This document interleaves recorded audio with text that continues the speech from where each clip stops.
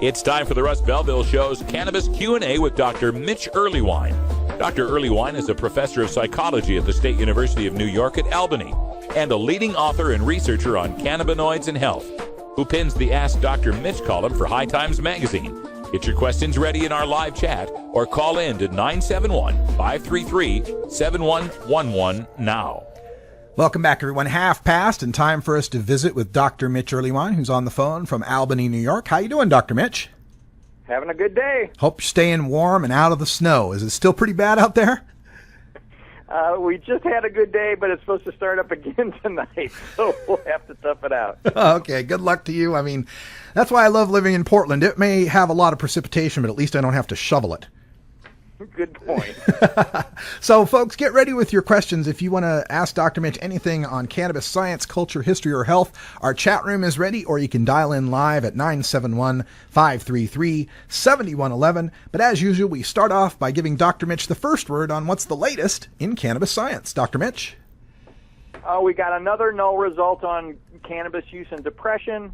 There's some more coverage of that marijuana and Alzheimer's stuff we talked about last time.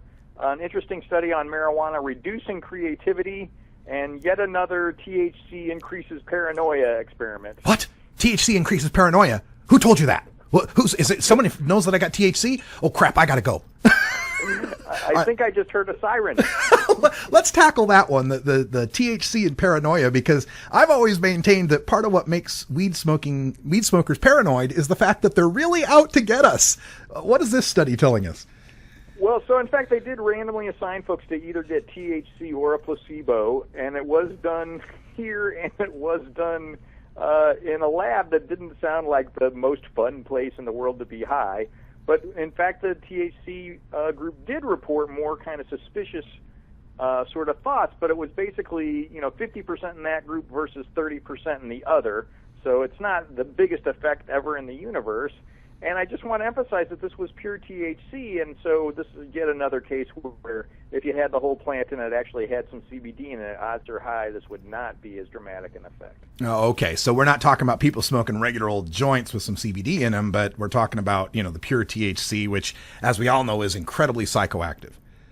Well, and in fact, it was injected. So oh, my God. Like, suddenly you're totally high in just a few minutes rather than getting this kind of nice, understandable onset. So I think, the paranoia-inducing effects are real, but I don't think anybody needs to go to jail over it. Okay. We got a question from Michael Daisy 9 in our chat room who wants to know if you think that having a bad lipid profile, for example, high LDL and low HDL, could affect how much THC enters the bloodstream and how fast. Any effect from cholesterol, HDL, LDL on marijuana absorption? We haven't seen that directly. We have seen because it's so lipid soluble, so fat soluble, that tends to mean you're going to test positive on a urine screen a lot longer, and so that's certainly a drawback. I hate to sound like an unbearable vegetarian, but that's often the path to decreasing that LDL and making that HDL a little more prominent. So someone with a high bad cholesterol could likely test positive on a urine screen longer? We've at least seen that with just regular body fat percentage, and that's often a good correlate of LDL. So what a surprise. If you're carrying around a few extra pounds, you're probably going to P positive a couple extra weeks. Would any of those statin drugs make any difference? The Crestors and Lipitors and stuff? We just don't have the data. Pharmacologically, those don't usually end up helping you decrease total body fat, so it probably wouldn't have a big impact. Oh, so it's more the body fat that's the issue. Cholesterol is just kind of also a co-indicator of high body fat. Exactly. Okay, that makes sense. All right, let's tackle the anxiety issue, because there was an interesting study I saw having to do with anxiety and natural cannabinoids. What can you tell us about that? The bottom line on this is, what a surprise. The cannabinoid system is involved in worry and rumination and anxiety in general, and a lot of folks turn to cannabis as an anxiety treatment. But I do want to emphasize that there are good cognitive behavioral treatments that you can learn in as little as a few sessions, a whole lot of stuff online that you can do at home without even having to shell out a copay. and that sometimes the cannabis-related anxiety is really a strain-dependent issue. So again, if you have a little cannabidiol, if you go for those high CBD strains, you're much less likely to have an anxiety reaction to cannabis. As physicians are now becoming more aware of cannabis and its uses, and we have more legal states where recommendations are possible, is there any agreement among them as far as high dose or low dose, high THC, low THC, or any guidelines that any of these physicians have come up with as far as recommending to their patients? Only kind of informally, and some work in California is trying to help out with that, and I think it's a step in the right direction. But you have to sort of take on the topography of the smoker, if you will. Some people take those giant lung buster hits and hold them a long time, and it's really unnecessary. And this has been the complaint a lot of physicians have had about any kind of vaporized or inhaled drug, is it's really hard to control dosage unless you've got one of those sort of fancy things that literally will just squirt out a very specific amount. And a lot of folks don't seem to work too well with that. I think the big recommendation, though, is definitely use a vaporizer. Start out small, wait a good long while before you hit it a second time, and really go for a relief of symptoms, not some kind of subjective effect or increase in euphoria. Is there any effort made? I mean, I imagine people are working on this, but have we seen any results yet on trying to correspond, terpene profiles or any sort of strain profiles to match certain types of diseases? I mean, I've seen it informally with Leafly, and some dispensaries will say, well, this is good for that and this is good for that. But is there any science behind any of that? I mean, the folks at WHAM were doing some wonderful work, literally just correlational stuff of who said this helps what. And we are starting to get a feel for at least which strain does what. When you start looking at the full range of the different terpenes, it gets pretty complicated pretty fast. So there are a whole lot of potentially interacting things that seem to work. And right now, if we could just focus on THC and CBD, I feel like we'd make a whole lot of progress. But as these data sets, get larger and larger, we're going to know more. In fact, a lot of the terpenes aren't psychoactive on their own, but they may contribute to how we metabolize or how THC functions. And so we've got a lot of research ahead of us, but it's all really interesting, and it's all really focused on helping people. So I can't understand why we can't get more federal funding. Yeah. And I'm wondering, is it a possibility that we may never actually get to any sort of very standardized profiles, because we're talking about something that works on an individual's endocannabinoid system, which may be different for every individual? Is that a consideration? Very much so, and in fact, we have idiographic reactions to just about every single drug. So, you'll see a lot of folks prescribing antidepressants or anti-anxiety drugs and literally saying, give it a shot a couple of weeks and come back and tell me how it's working, and we'll make our decision from there.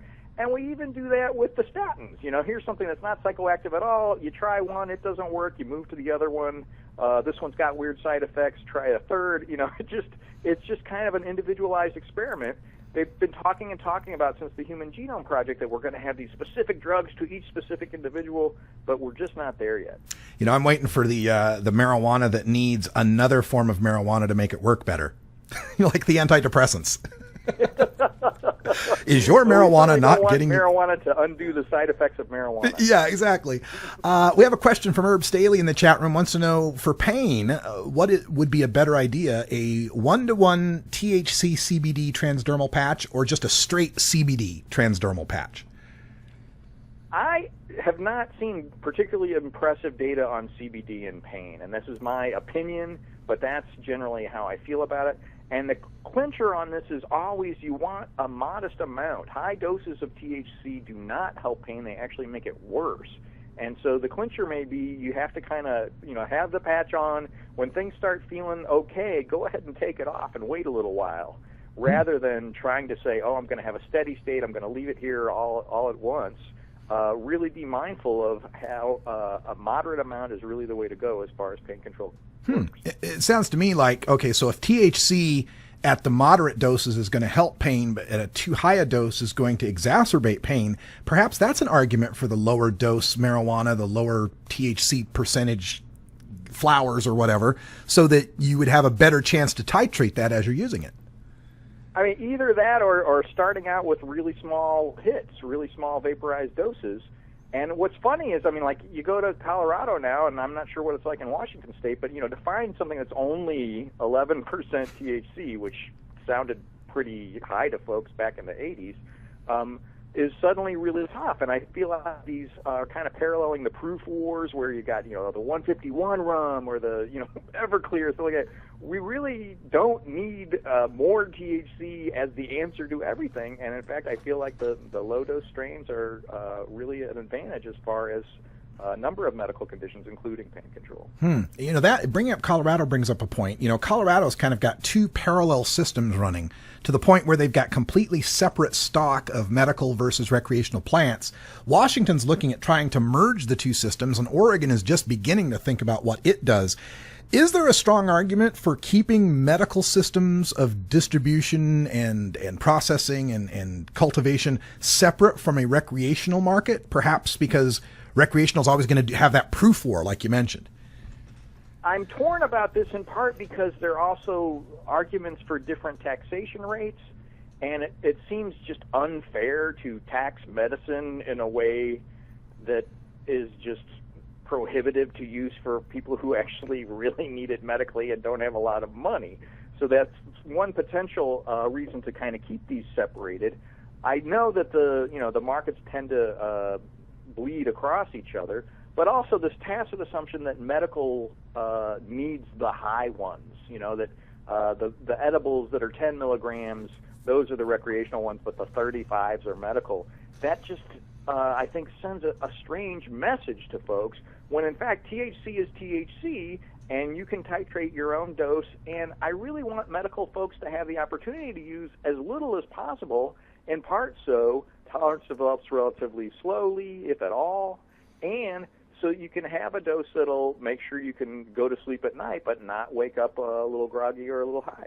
All right. Well, great information, Dr. Mitch. I know everyone in the chat room really appreciates your answers to the questions. And folks, if you didn't get a chance to get your question in, or you're just shy or want to keep it private, you can. You can send Dr. Mitch a personal email at 420research@gmail.com, and you don't have to have anyone else hear about what you're asking. Dr. Mitch, thanks again for joining us here every Monday on the Russ Belville Show. We appreciate it. My pleasure. All right.